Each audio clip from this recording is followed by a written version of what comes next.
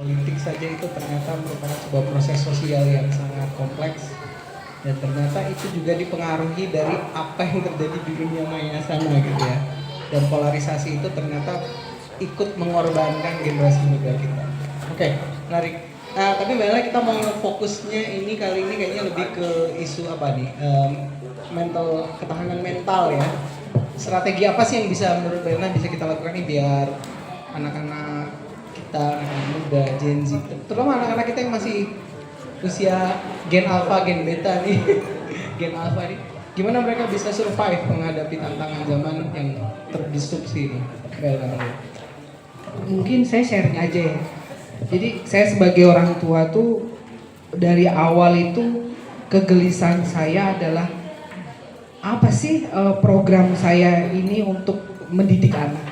Jadi dimulai pasti dari saya gitu. Karena saya percaya bahwa perempuan ini mempunyai peran yang sangat strategis bagi pembangunan peradaban ke depan, terutama bangsa.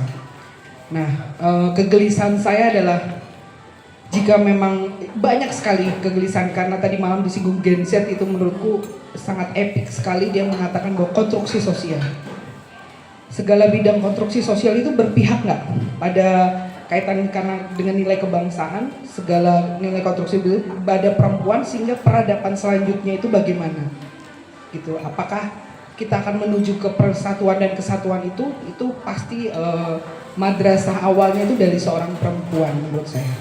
Nah, saya sharing aja, saya sebagai orang tua yang gelisah, ini saya program apa untuk anak saya. Akhirnya saya belajar, akhirnya dalam cerita hidup saya harus punya, orang Jawa bilang teteknya apa nih gitu. Akhirnya boleh kita nggak bisa lagi membendung globalisasi. Anak saya tiba-tiba Korea minded gitu kan, terus tapi nggak tahu lagu cublek-cublek suweng, terus nggak tahu lagu suwe ora jamu gitu kan, terus kono coroko nggak bisa. Waduh, aku wes langsung sebagai orang tua yang saya evaluasi adalah diri saya gitu. Akhirnya dan anak betul kata Gen Z tadi malam di TVRI itu bahwa siapa jembatannya ini antara dia bilang konstruksi sosial dan adanya estafet atau pendampingan dari yang lebih tua, dan itu adalah menurut saya orang tua gitu. Bahwa ketahanan keluarga itu akan berdampak pada ketahanan nasional, saya percaya itu. Akhirnya dengan segala macam proses hidup terjadi, saya tidak ragu-ragu dan tidak malu untuk ke psikolog. Jadi anak saya selalu saya konsulin, apapun bentuknya bullying itu saya bawa ke psikolog. Akhirnya, ini saya mau cerita ya. Jadi dari awal kinesiologi masuk Indonesia itu 2018, saya mencoba akhirnya anak saya jadikan kayak semi pilot project untuk didampingi psikolog berbasis kinesiologi. Jadi ini masuknya di otot Bu yang sebenarnya punya benang merah dengan Bu Ria. Jadi di mana ternyata pengaruhnya nanti terhadap human itu ada di otak gitu loh. Jadi saya melihat, akhirnya saya bawa ke psikolog. Proses terapinya itu adalah brain gym. Brain gym. Jadi senam otak, tapi ini senam otak mereka sebenarnya saya tanya adalah gerakan-gerakan dasar manusia mulai dari dalam kandungan. Nah, itu sudah ada di sini. Saya belajar ternyata itu yang akan mengaktifasi, misalnya terjadi trauma bullying, dia ada di sistem limbik. Akhirnya gerakan brain gym ini yang merilis. Ya, karena dia harus move on lagi kan, dia harus sebagai manusia dia harus terus gitu loh. Nah, jadi kalau kadang-kadang banyak teman yang tanya, itu anakmu melewati fase bullying gimana, terus kok bisa gini? Karena dia selalu saya netralin gitu, selalu saya bahasanya saya kelola emosinya, saya kelola traumanya, dan tidak sungkan-sungkan ke psikolog gitu loh. Mindsetnya ke psikolog itu bukan berarti kita tapi karena demi menjaga mental health kita ke orang yang tepat. sehingga kita bisa terus lagi untuk berlanjut. Itu sih Pak Herman, kalau yang ini sharing saya kecil seperti itu. Terima kasih. Keren. Ketahanan nasional itu kuncinya di ketahanan keluarga kalau menurut Mbak Elna. Dan ternyata salah satu bentuk penguatan ketahanannya itu dengan kembali ke identitas diri pribadinya dan kembali mengolah dirinya kembali menjadi manusia. Tadi disinggung tadi olahraga, olah emosi, olah jiwa, termasuk juga yang mungkin selama ini hilang di mereka ya, bermain, kemudian juga bermain, kalau itu main bergerak tradisional dan lainnya, berkumpul dengan teman-teman, itu kan sekarang direbut oleh algoritma semua ya. Oke, Kang Andi ini sebagai orang komunikasi ini mungkin bisa nambahin ya. Gimana Kang? Strategi kita menghadapi media, gempuran media ini bagaimana? Anak bangsa kita nih. Siap, wah ini dua ibu-ibu ini bawa buku ya. Harusnya dosen yang bawa buku ya. Dosen udah bawa apa-apa ya. Memang kebiasaan ceramah. Jadi Bapak Ibu, terima kasih Pak Ani sudah presentasi, Pak Afan, Pak Jeni dan Pak Herman, ibu-ibu semuanya. Saya juga mungkin cerita pengalaman tadi seperti disampaikan Bu Elna dan nanti nyambung juga ke Bu Tia. Jadi sejak saya dosen baru itu kemudian diberikan hak untuk membimbing itu sejak angkatan 2020 ya, mahasiswa angkatan 2020 itu memang banyak kasus yang ditemukan khususnya di mahasiswa di saya dan kebetulan di fakultas saya itu ada jurusan psikologi dan ada namanya unit pelayanan psikologi dan itu beririsan juga dengan teman-teman komunikasi karena sekarang itu khususnya teman-teman mahasiswa itu kalau soal kesehatan mental yang saya temukan dan teman-teman unit pelayanan psikologi temukan itu khususnya di teman-teman mahasiswa kita itu ada 3 kalau yang di UIN ya. Yang pertama itu soal tadi mungkin dia kena stres, tekanan hidup, kemudian kondisi keluarga dan lain sebagainya yang membuat mereka tadi mengalami kalau kita bahasakan itu stres berat lah kira-kira itu. Ditambah mungkin beban akademik dan lain sebagainya. Kemudian yang kedua itu persoalan pergaulan. Itu yang membuat juga mereka stres juga. Lebih khusus juga, mohon maaf ya Bapak Ibu, saya nggak tahu terjadi di kampus atau di sekolah. Ada khususnya ada soal penyimpangan seksual. Nah itu sangat terjadi dan itu sering dicurhatkan ke pembimbingnya. Karena orang tua di kampus kan salah satunya adalah si pembimbingnya. Mulai dari mereka awalnya hanya untuk hiburan gitu kan, tapi lama-lama akhirnya terjerumus itu. Kemudian yang ketiga yang menurut kita menjadi warning juga adalah penyimpangan soal ideologi. Itu juga berkaitan dengan mental ternyata. Terkait dengan ideologi, misalnya kalau di UIN ekstrim kiri atau ekstrim kanan itu terjadi. Dan itu yang membuat kita juga kalau di Jogja ya mungkin kita sebagai orang Jogja juga refleksi bahwa ada temuan juga bahwa Jogja itu sangat subur untuk menjadi inkubator penyimpangan ideologi. Karena daerahnya tenang, nyaman. Coba Bapak Ibu mungkin di kampung-kampung itu kan tidak pernah ribut-ribut lah kira-kira gitu. Iya, tidak ada gejolak. Tapi itu ternyata membahayakan. Itu membahayakan. Air yang tenang itu kan katanya menghanyutkan. Karena kebetulan saya juga di periode kemarin itu kalau di kampus saya sekretaris Institut Islam Asia Tenggara yang kebetulan sering bekerja sama juga dengan mantan napi teroris. Ya, yang sekarang sudah kembali ke NKRI lah. Sekarang sudah NKRI dan bercerita bahwa memang apalagi kita kota pendidikan, kotanya tempat orang pada datang dari luar daerah yang itu sangat empuk sekali menjadi sasaran. Anak lulus SMA, kuliah dengan kondisi suasana baru, kemudian teman baru, diajak ke sana kemari, itu menyuburkan kira-kira itu, menyuburkan. Jadi Jogja itu memang istimewa.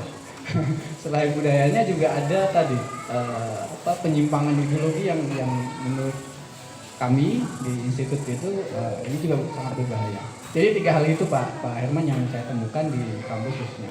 Dan kebetulan untuk yang pergaulan ini kalau di Jogja juga ada kelompok aktivisme yang juga itu ya kalau disebut bahaya sih tidak sebetulnya, tetapi akan mengarah kepada tadi penyimpangan juga.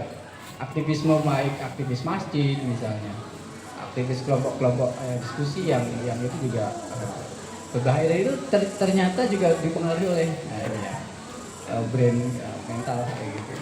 Dan terakhir karena saya dulu mungkin suka demo ya mungkin ya Desember lalu saya diminta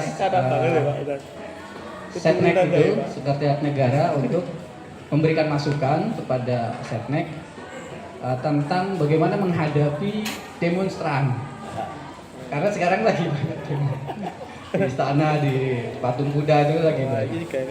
Nah, saya dari perspektif komunikasi dan saya menemukan bahwa memang aktivisme yang terjadi di mahasiswa khususnya ini bukan hanya sekedar dia menyuarakan pendapat ya sekarang itu, tapi juga terjadi oleh ya tadi penyimpangan tadi. Misalkan nanti ujung-ujungnya adalah kalau kita mau ngomong ekstrimnya itu bisa ke gerakan inilah kira-kira perubahan Pancasila dan lain sebagainya.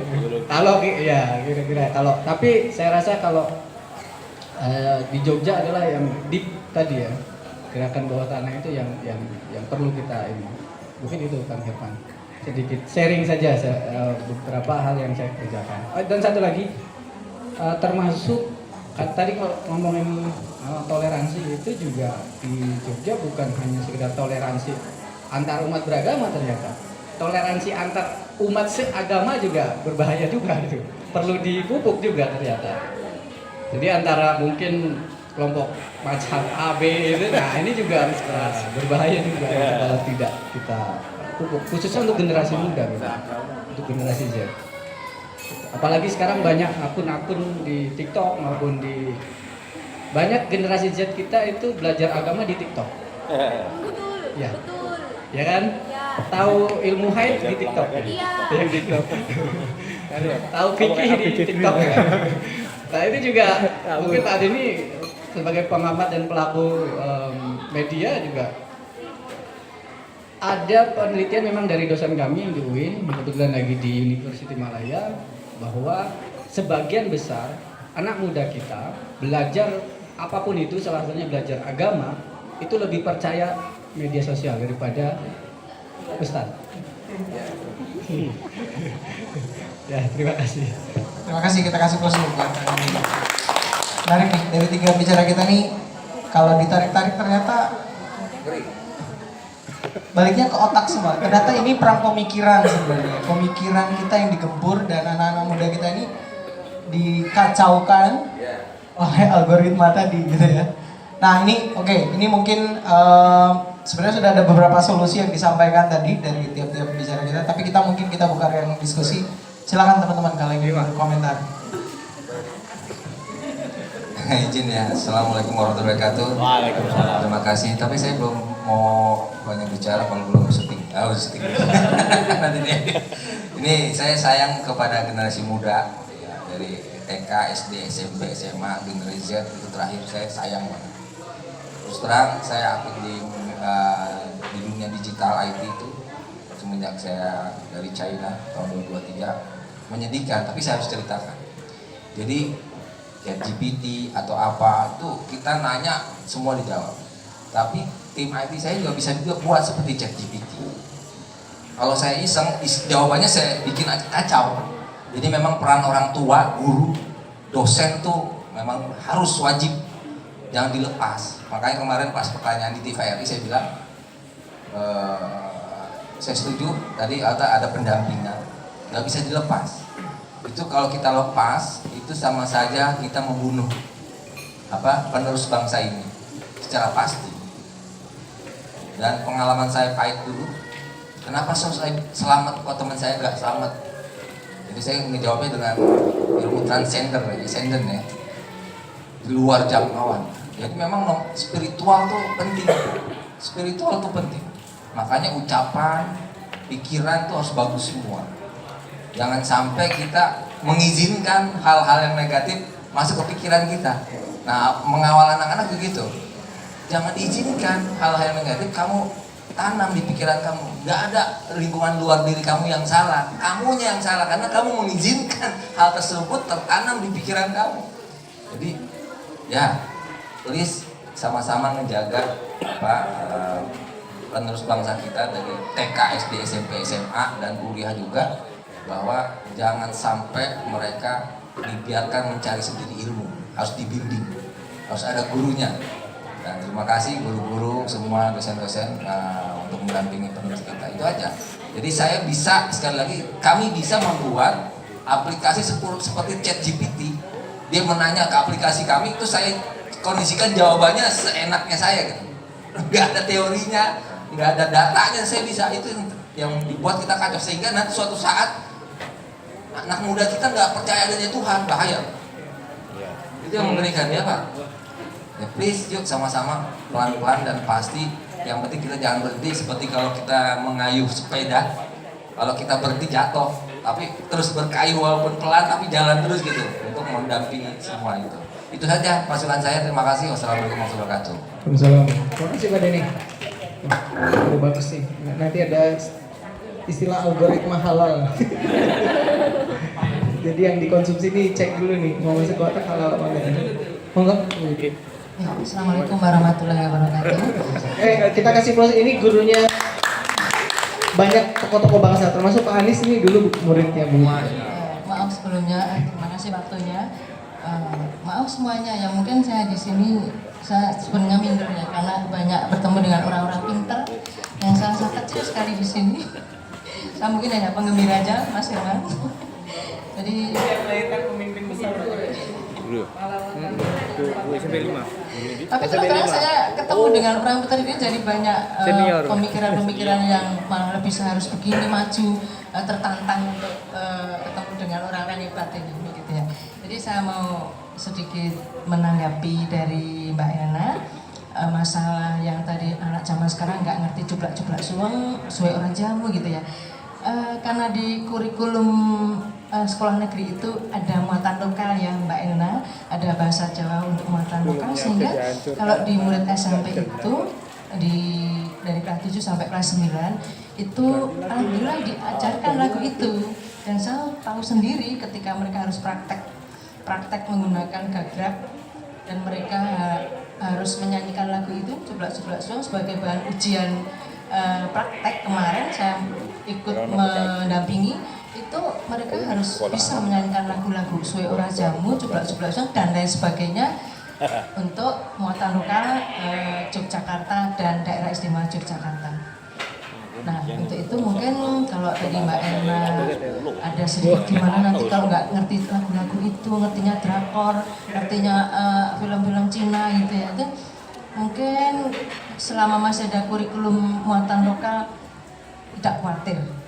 Pasti anak-anak khususnya DIY ini akan mengenalkan setiap muatan lokal tergantung daerah masing-masing. Kalau lagu daerah Kalimantan, Sulawesi juga akan beda-beda, tapi itu yang masih saya yakini bahwa anak-anak akan masih mengenal lagu-lagu itu.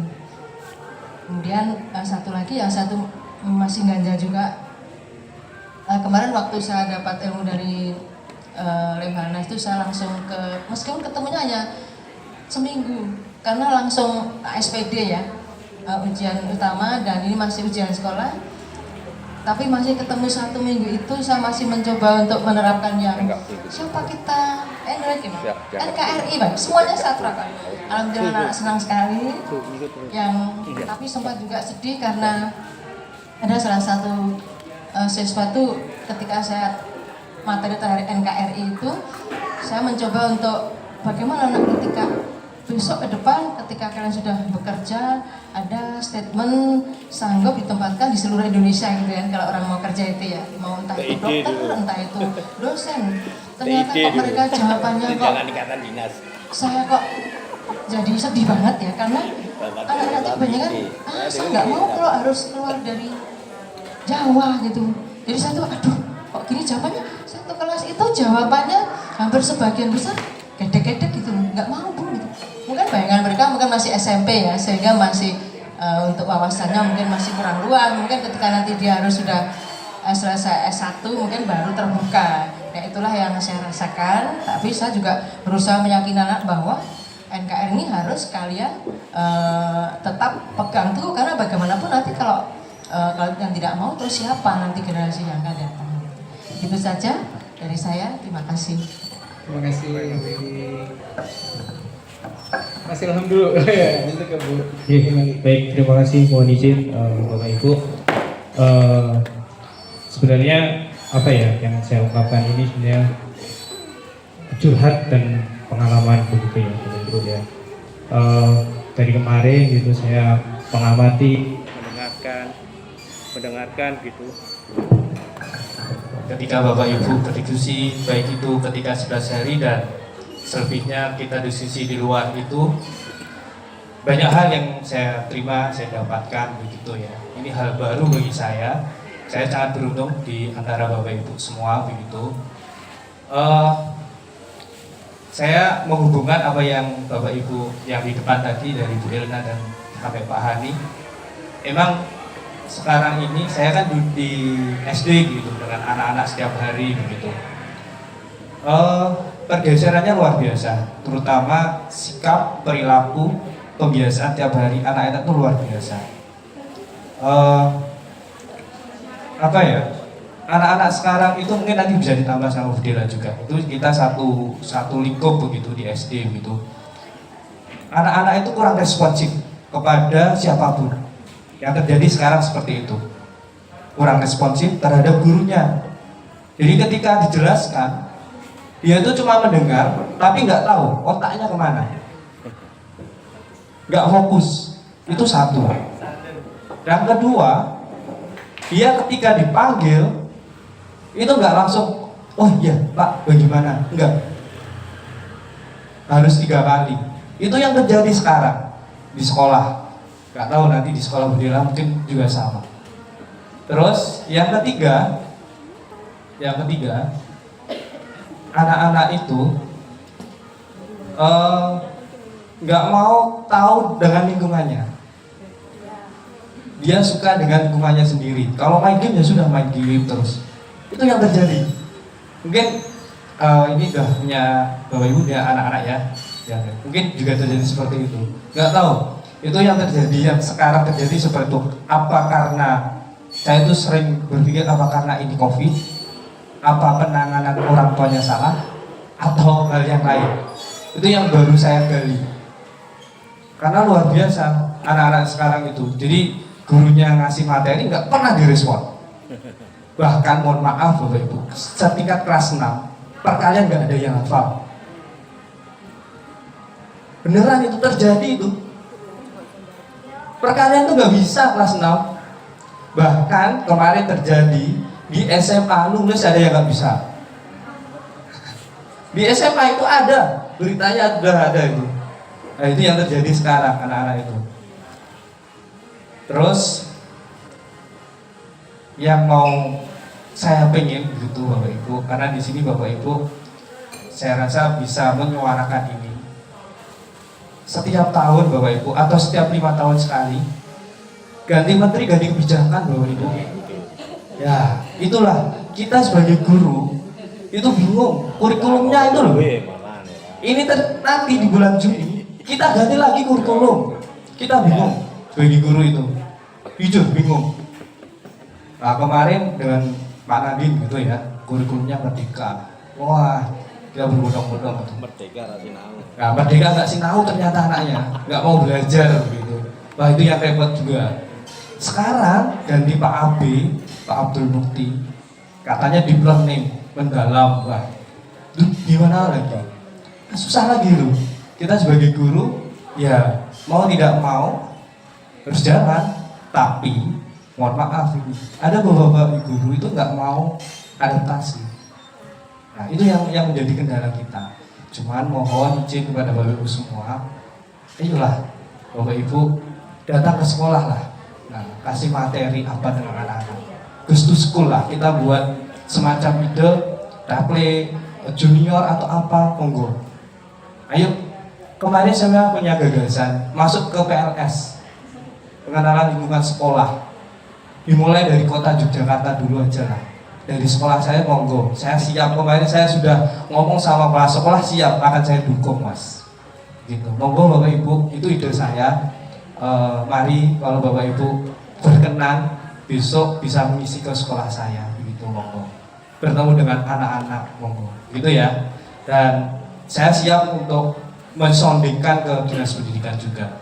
Biar hal kecil dari hal yang kecil ini menjadi hal yang luar biasa. Lalu Bapak Ibu terima kasih. Wassalamualaikum warahmatullahi wabarakatuh. Masih.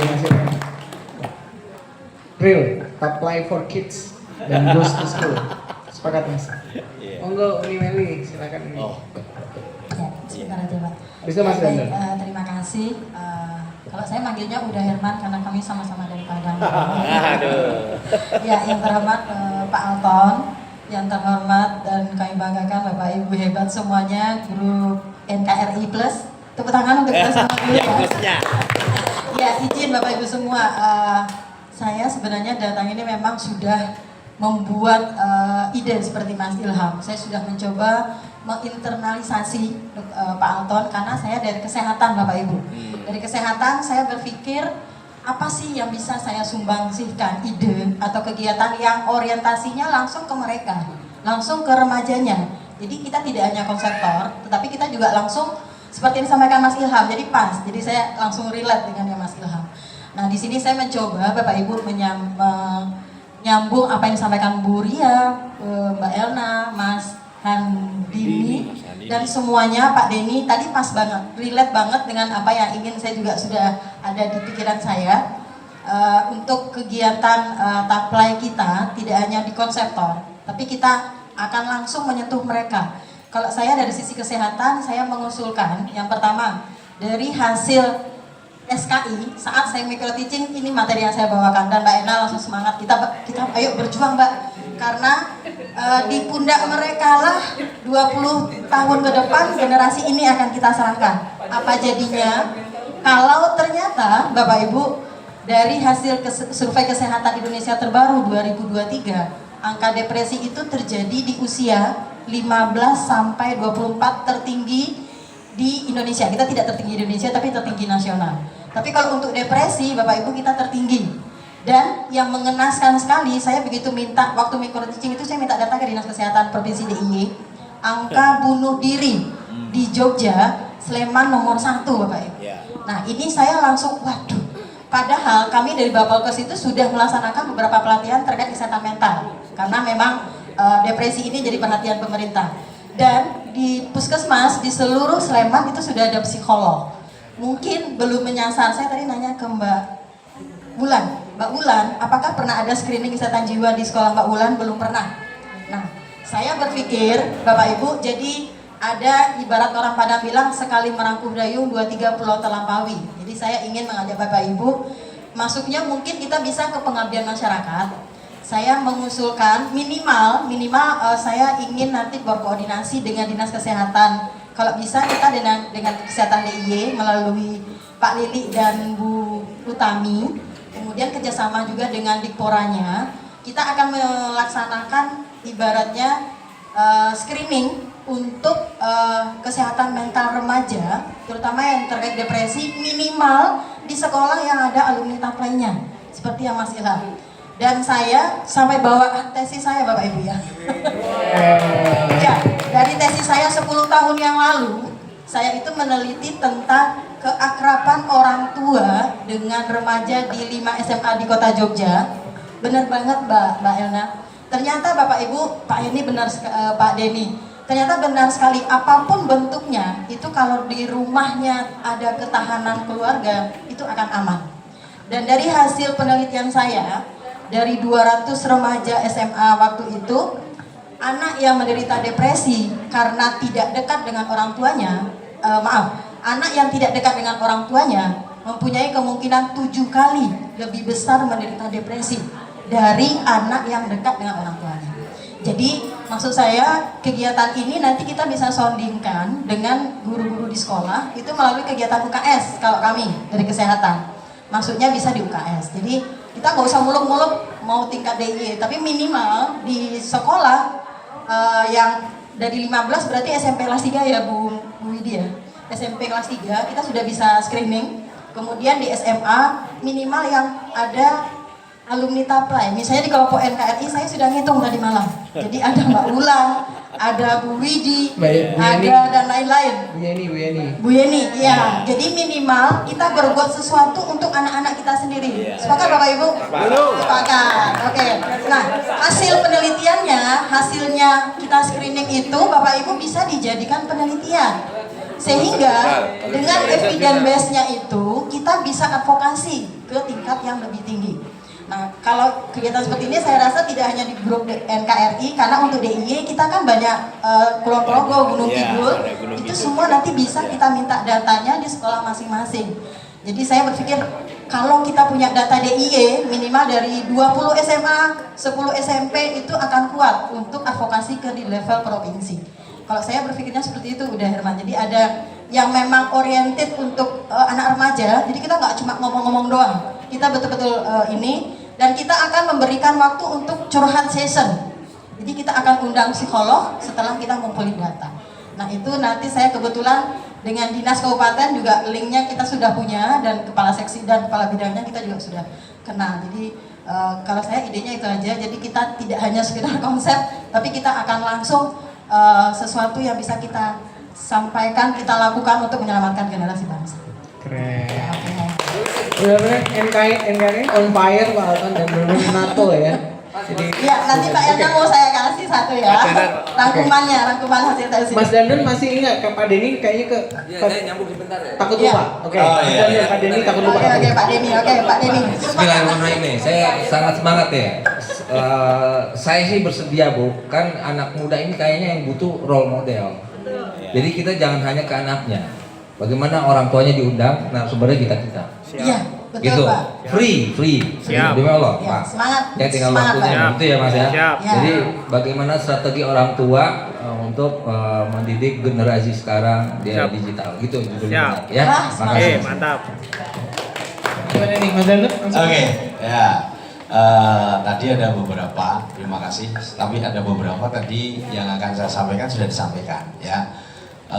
Ternyata di pendidikan kita tidak bisa lepas dari siapa yang baru memimpin ini.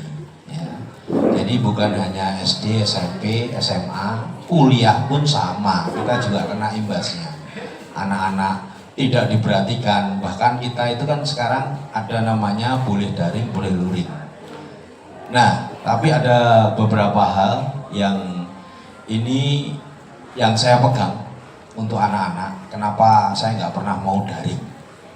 Ya, jadi ini yang menjadi pegangan saya pada saat ngajar, pada saat melatih, karena saya melatih juga. Jadi punyanya mungkin gurunya dari Pak Andini, yaitu Kiai Haji Demyati Rois, ya. Yaitu jika Anda menjadi guru hanya sekedar transfer pengetahuan, akan ada masanya di mana tidak lagi dibutuhkan. Karena Google lebih cerdas, lebih tahu. Nah, banyak hal daripada kita semua. Namun jika Anda menjadi guru yang juga mentransfer adab, ketakwaan, keikhlasan, maka Anda akan selalu dibutuhkan. Nah, sejalan dengan yang beberapa waktu yang lalu dikatakan oleh Dr. Tirta ya. Dr. Tirta dia tidak mengajarkan banyak hal kepada anak-anaknya, karena mulai dari keluarga ya, karena ketahanan itu dari keluarga, yaitu dia hanya mencontohkan, nggak perlu banyak nasihat, dia mencontohkan, yaitu karena dia senang olahraga, anak-anaknya sekarang berolahraga, bahkan ada yang sudah mau mencapai prestasi. Nah, hal itu parenting itu jadi tidak usah banyak ngobrol, tapi karena kebiasaan kita. Saya ingin memprovokasi dari kita dulu ya. Tadi Mbak Elna ya, memang dari diri kita dulu, diri kita dulu untuk sehat jasmani, mental dan yang lain itu memang dari diri kita. Kemudian itu akan berimbas, ya. Memang kadang akan menjadi PMI atau yang pop sukarela. Kalau kita tidak bisa atau terlalu berat menanganinya, ya jangan kita tangani, kita tinggalkan saja.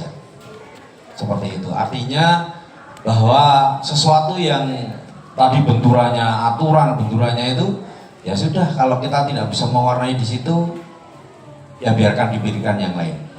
Tetapi kalau kita bisa mewarnai di situ, ayo sama-sama. Tidak bisa satu itu menjadi besar, tetapi kalau banyak bisa, ya. Alhamdulillah saya ikut resimen mahasiswa dari mulai 96. Kacau-kacaunya tahun 2000, tetapi dari sebelum 2000 itu di UIN itu ya, PRD semuanya ada di sana. Saya komandan di UNJ, tetapi saya sering ke UIN malah. Ya pada waktu itu memang kacau, semua kacau. Anak-anak yang IP, saya langsung melihat IP anak-anak yang buat rusuh itu ternyata di bawah 1 atau bahkan hanya 2, nggak ada 2, 3 itu tiga nggak pernah ada di situ. Bukan hanya di UIN, tetapi juga di APM, di tempat saya sendiri, ya. Tetapi itu sudah saya halau tahun 98, 99, ya, pada saat itu. Jadi saya sudah ikut di Minwa itu, saya sudah ikut Suskalak, Latsar, Suskalak, Suskapin, Pak, 1,5 bulan Pak di Pusdik Artileri sana. Dan yang terakhir malah ini Lemhanas ini. Jadi wah komplit ini pendidikan saya kalau dengan bapak-bapak. Dan itu baru tadi pagi, tadi malam ya, yang punyanya Jawa Barat Kang Deddy, ya, hasil dari pendidikan sudah kelihatan nampak. Walaupun nanti akan dievaluasi 2 minggu lagi.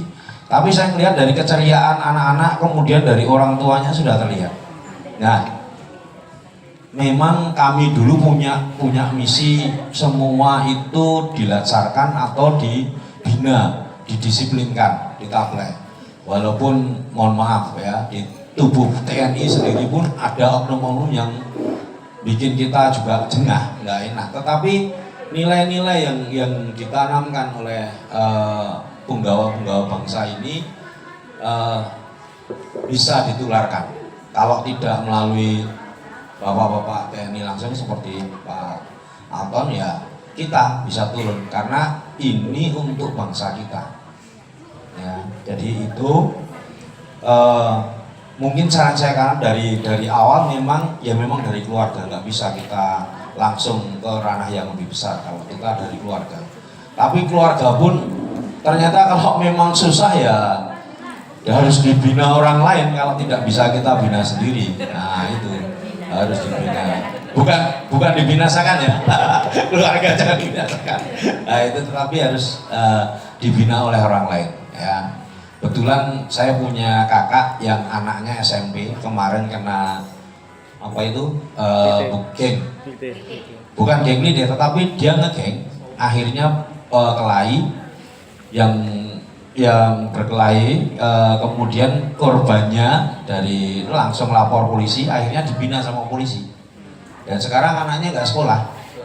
Nah, tetapi bukan hanya sampai jauh itu, anak-anak SMP di kota Yogyakarta ini menjadi target distribusi narkoba.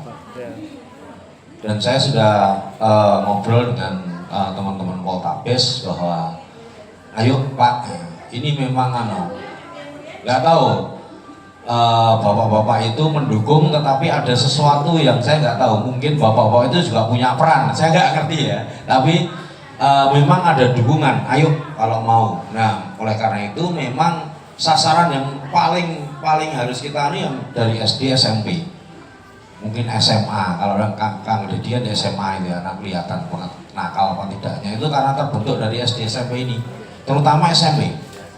Hancur-hancurnya Jogja itu sekarang di SMP, bukan di SMA tapi di SMP. Kalau SD ya terlihat dari ndablek orang rungoke tidak respon, wis kelihatan.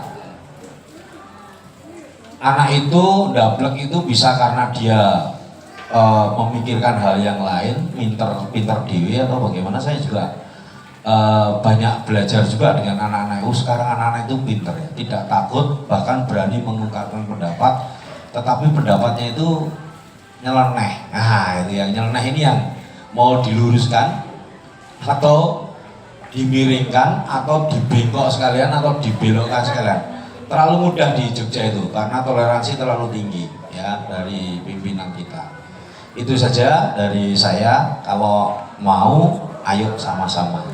Itu aja. Saya tidak setuju. Karena kebetulan ini kemarin ini masih Popda ya. Jadi di anak-anak saya kemarin nangani Popda juga. Jadi kebetulan di cabur itu kemarin juga ada yang gelut. Ini Popda loh. Popda itu gelut. Sepak bola, basket, futsal itu sudah itu ajalnya. Tapi ya bisa dia. Walaupun kita tidak melibatkan aparat, tetapi bisa ya. Akhirnya, aduh, baru 1 DJ itu. Ya. Kalau itu Popnas besok bulan September, gimana gitu di Indonesia. Nah itu kan, ayo sama-sama. Saya setuju pokoknya program yang ini tadi saya setuju. Ibu Tami saya setuju. Ya, terima kasih. Assalamualaikum warahmatullahi wabarakatuh. Terima kasih Mas Dandon, komprehensif sekali dan clear. Closing statement aja, karena waktu kita juga semakin mepet nih, kita sampai jam 1 aja. Silakan dari Mbak Elna, Delia, Kang Adi. Oke. Saya closing statementnya gini. Kemarin waktu micro teaching tuh saya nggak bisa ngomong.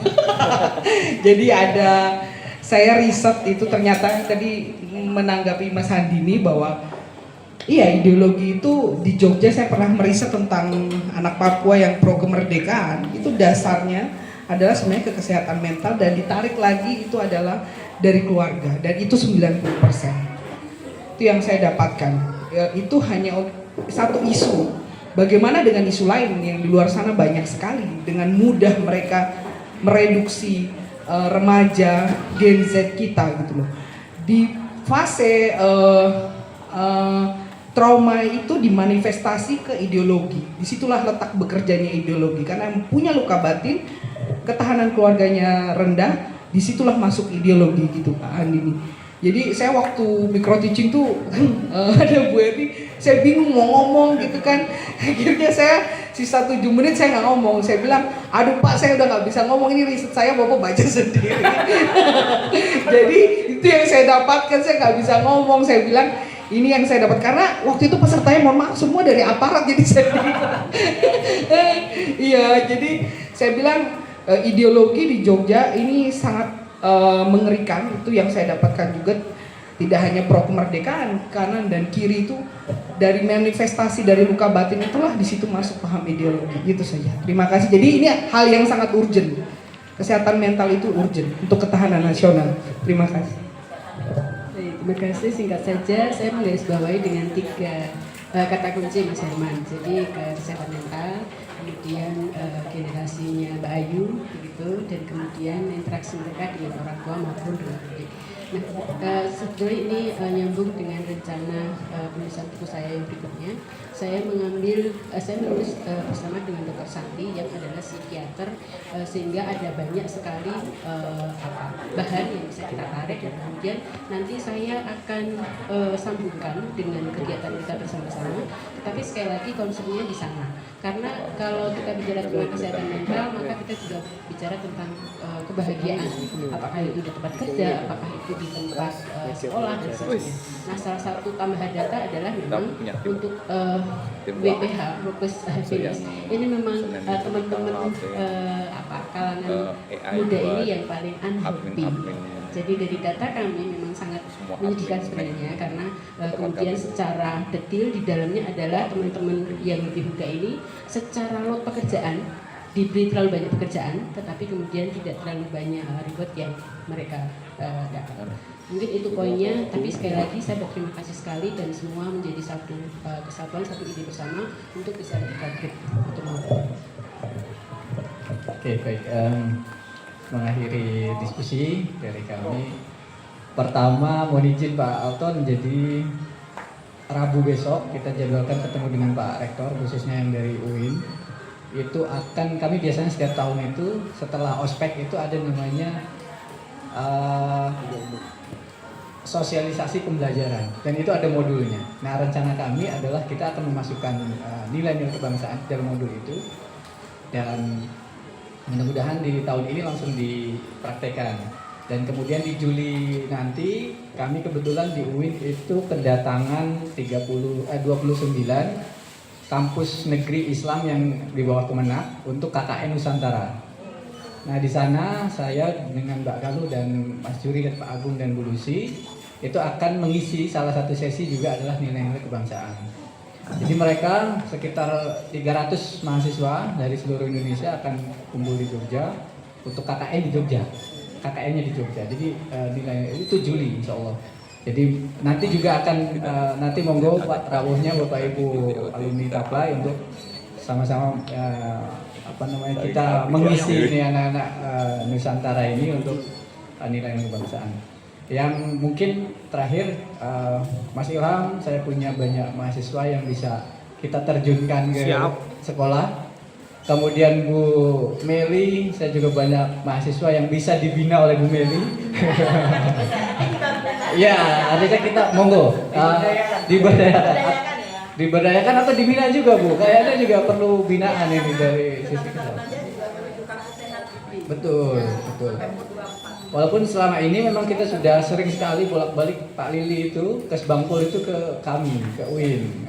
Karena sasaran utama tentang ideologisasi itu kan adalah kampus kami gitu kan. Yang kanan kiri itu kan lengkap di UIN itu. Iya. Jadi mulai dari yang ya banyak lah. Itu di UIN itu kan bahaya kanan kiri soalnya kalau di UIN itu. Makanya sering kami kerjasama dengan Kesbangpol itu untuk membina teman-teman mahasiswa. Kemudian dengan BNN itu juga sering kita punya gerakan mahasiswa anti narkoba. Kemudian juga dengan KPK yang punya gerakan pemuda melawan korupsi. Jadi memang banyak kegiatan yang positif itu justru akan lebih mengalihkan mereka kira-kira dari hanya sekedar nongkrong. Ada di Jogja ini plus minus banyaknya warung kopi ini Pak Anton. Plus minus gitu. Plusnya mungkin banyak tempat diskusi, ruang ketemu. Minusnya kadang ya hanya untuk nge-game, mabar gitu, produktif. Jadi kelasnya kosong. Artinya kepalanya tadi kayak Pak Ilham itu kalau kita sebut sebagai mahasiswa sarjen Pak, ada badannya nggak ada kepalanya. Ikan sarden kan nggak ada kepalanya. Ya. Oke, kira-kira itu aja. Terima kasih Bapak Ibu. Insya Allah kami khususnya yang teman-teman, kalau kata Pak Supri tadi geng Sapen, kita siap berkolaborasi dengan baik dari Bu Utami, dari TK kita juga ada yang kita kolaborasi. Terima kasih. Allahumma fikum tarik. Assalamualaikum warahmatullahi wabarakatuh. Kita beri plus dulu dong buat kita semua. Jadi kalau boleh diambil action plan yang bisa kita lakukan nih setidaknya ada dua yang isu besar. Satu, ketahanan keluarga. Yang kedua adalah itu tadi ya, kesehatan mental ya. Dan salah satu intervensi yang bisa kita lakukan adalah kita siapkan paket Taplai for kids, Taplai for teens. Mas Dandon punya konsep, kemudian Mas Ilham, dan kita punya nih kampus bisa support, memberdayakan mahasiswanya, dosennya, kemudian sekolah yang punya dalam tanda kutip bisa jadi penerima benefitnya, kemudian juga dari berbagai aspek pendidikan, kesehatan, keagamaan, dan kebangsaan. Ya ini kita punya Bu Erni, punya Pak Alton, punya teman-teman yang ada di Polri, di TNI, itu bisa kita ajak kerjasama semua. Jadi gitu teman-teman. Dan mungkin nanti ke depan kita perlu saya pikir harusnya saya tidak berharap banyak ke yang jauh-jauh, tapi di kita saja. Nanti teman-teman yang punya waktu untuk meluangkan waktu untuk berpikir lebih dalam lagi. Mas Supri kemarin punya ide bagus sekali Pak. Kata Mas Supri, Bu, kita bikin paket bela negara. Teman-teman ini kita siapin. Ada mata kuliah kami Pak, kami di Terima kasih Pak. Jadi kemarin tuh sebenarnya kita di tempat kami itu selain di UPN ya, itu ada mata kuliah namanya bela negara. Itu mereka harus masuk ke batalion 403, kemudian kemarin kita ke Jepang Kopas dan lain-lain, dan akhirnya mereka banyak yang mengatakan, oh ngapakah tidak ke kampus saja, kita diandang kampus, dan kemudian juga sudah membicarakan beberapa hal, dan salah satunya adalah ini Pak, yang untuk tapai ini ya 218, apakah bisa nanti kemarin sempat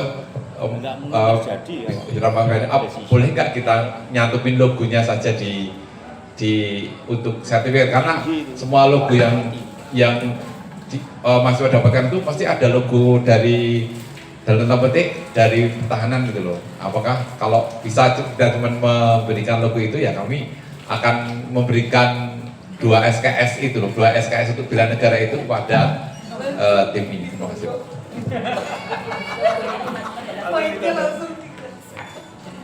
Siap Mas. Pak Alton mau jawab.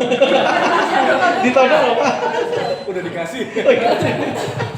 Pak Ani berarti yang nodong. Ya, terima kasih. Kalau masalah logo, sepanjang itu pelaksanaannya melibatkan mungkin kita sebagai supervisi, itu diperbolehkan. Jadi minimal ada 1 atau 2 dalam pelaksanaannya selama berapa, 1 atau 2 minggu tadi. Cuman 2 hari Pak biasanya. 2 hari. Tapi kalau biasanya itu kalau di 403 itu mereka ke situ pulangnya besok paginya. Tapi kalau di kampus ya kita tarik pembicaranya ke kampus gitu. Iya. Kalau saran saya ini supaya tidak ada pembiasan ya, karena yang saya takutkan begini, sekarang ini kita kan sudah merambah ke go to kampus juga. Jadi lebih bagus kita yang datang ke kampus sehingga mereka mengetahui apa-apa saja, kecuali kalau memang ada semacam praktek atau kita kalau zaman dulu namanya karya wisata ya, atau dharma wisata gitu ya, untuk mengetahui bagaimana di satuan itu. Tapi kalau hanya untuk kita melaksanakan wawasan kebangsaan, kemudian untuk pemantapan nilai-nilai dan lain sebagainya, kita mengenalkan 4 konsep dasar, lebih bagus ya saya sarankan ke kampus saja, di kampus. Jadi mereka yang diundang, kita sebagai supervisi nanti kita hadir di situ, tetap pembicaranya dari alumni-alumni semua, Nah kita nanti kalau memang butuh pembulatan atau apa kita diperlukan, kita siap. Tapi kalau tidak pun kita tidak masalah. Yang jelas nanti dalam pencantuman biasanya kan ada seperti sertifikat ya. Nah sertifikat itu pemasangan logo di situ harus ada yang mewakili dari supervisi, terutama Lemhanas. Begitu. Jadi begitu Pak Herman. Terima kasih Pak Alton arahannya. Kita kasih close Pak Alton. Baik teman-teman, sepertinya ini seru banget.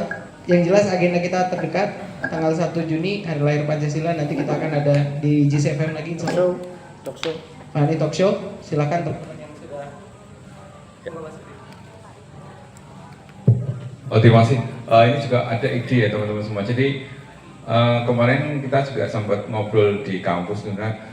Kalau kita ada acara webinar gimana untuk yang 2 minggu ke depan itu, pembicaranya dari 218 yang belum pernah muncul gitu, biar nanti semua muncul gitu di webinar itu ya. Jadi kita yang nyediain fasilitas, kemudian teman-teman kita pasang aja nanti 15 menit ngobrol, dan kita nanti kita sharekan di seluruh, saya kan cover di PPKN, jadi PPKN ada komunitas PPKN. Kemudian untuk mahasiswa kami kita wajibkan yang untuk mata kuliah Pancasila Kewarganegaraan yang sekarang itu kita wajibkan untuk mengikuti sehingga nanti ada 2 SKS itu dia kosong, kemudian semua akan mengikuti sebagai itu. Kalau nanti ide ini bisa terrealisasi ya saya minta yang nanti yang mungkin belum pernah muncul gitu, maksudnya untuk belajar juga untuk ini, dan mungkin aktivitas NKRI kan semakin meningkat. Mungkin gitu nanti mungkin nanti di sesi ini mungkin nanti akan ada diskusi yang lebih intens ya tentang perkembangan ini. Tapi kalau kami diberi kepercayaan untuk mengelola webinar besok yang untuk selain di JIS juga ada, kita langsung aja kita ke webinar untuk mahasiswa kami. Itu nanti silakan bapak ibu yang belum muncul itu kita betulkan. Online aja Pak. Online. Saya lebih bisa di. Mas Supri langsung ngomong. Pak Supri ngobrolin sama saya itu seminar kok. Ya, kalau seminar tapi pembicaranya dari kita. Ya. Tapi garis bawahinya free. Ya. Jadi gini Pak, kalau untuk yang acara ini seminar offline Pak, kita setiap semester ada dan itu memang ada mata kuliahnya. Nanti untuk semester besok itu pasti 100%. Saya tanggal piro? Tanggal piro? Yang mana? Sekarang mau tanggal berapa? Yang webinar atau yang seminar? Webinarnya ya 2 minggu ke depan aja kita. 2 minggu depan. Tanggalnya. Sekarang yang belum Pak Don. Waduh. Ya, Mas Dando tampil lah. Mbak Natasha. Ibu-ibu ada yang mau tampil? Berapa orang Mas? Bu Meli. Piro Den? Bu Meli. Berapa orang? Kalau gini,